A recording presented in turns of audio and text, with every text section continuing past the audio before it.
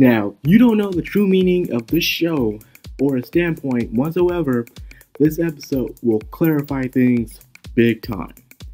Assassination Classroom is just more than just a comedy. It's more than just some action here and there. It is so much more than what it is. And that's why I love the show so much. You know, even by looking at the ratings, we go online doing research, it's actually on par with Tokyo Ghoul RWBY right now. It's that damn good. And the reason why is because it actually focuses on real life topics that are going on in our society that we simply don't talk much about, surprisingly. Some of us do here and there, but not all the time. This episode is all about the midterms and the corruption of the school systems in Japan. Midterms are coming up and Koro Sensei is all over the place.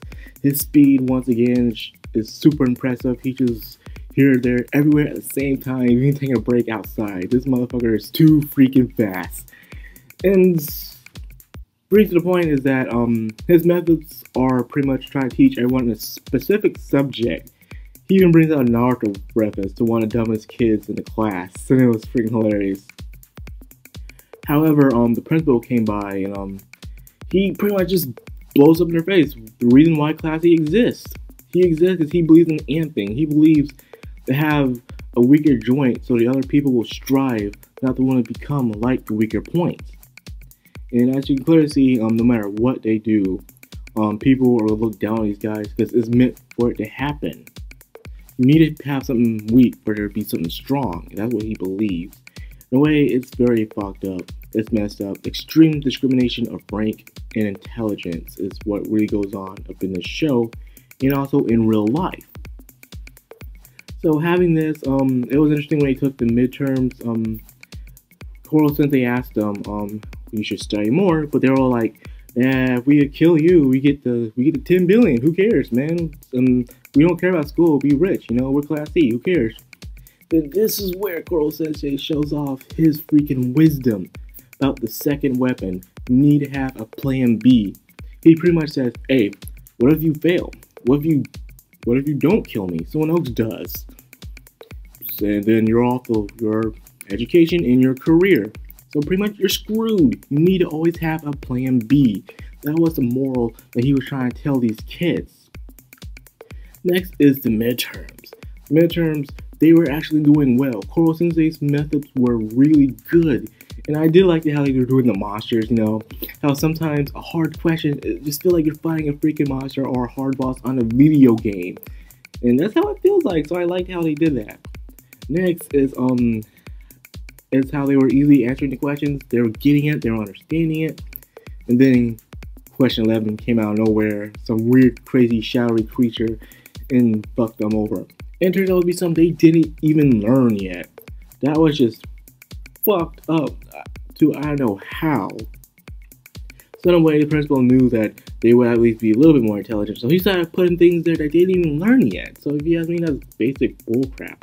And after looking at some of their questions, I didn't even learn that shit when I was in middle school, man. You know, they're doing square root of all that stuff, you know.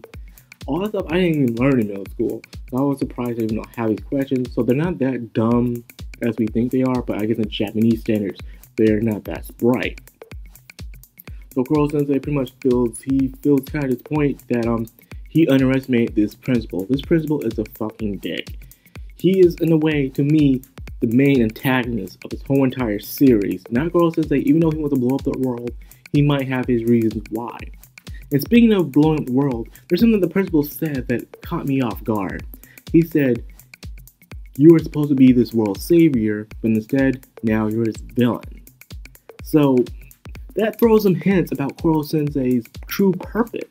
Maybe he wasn't meant to be a destroyer.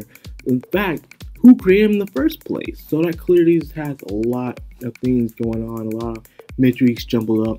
And as this show goes on, we get to know a little bit more about Koro Sensei and his secret of why is he doing this, and why was he created in the first place. This episode was freaking good. I loved it, because it explains so much about how things go within Japan. And things that we need to understand more as well as living people. So this episode gives itself a 9 out of 10. That was excellent. It was hilarious. And it was pretty fucked up with that principle. But he makes an excellent bad guy, you know? Like, oh, I'm evil. He believes in striving, making a strong empire. That's how it is. So yeah, I love this episode. It was enjoyable. Can't wait for the next one. As usual, man. If you like this video, please drop me a like, comment, subscribe, share if you could. I'll be much obliged. This is Macron Anime. Signing out.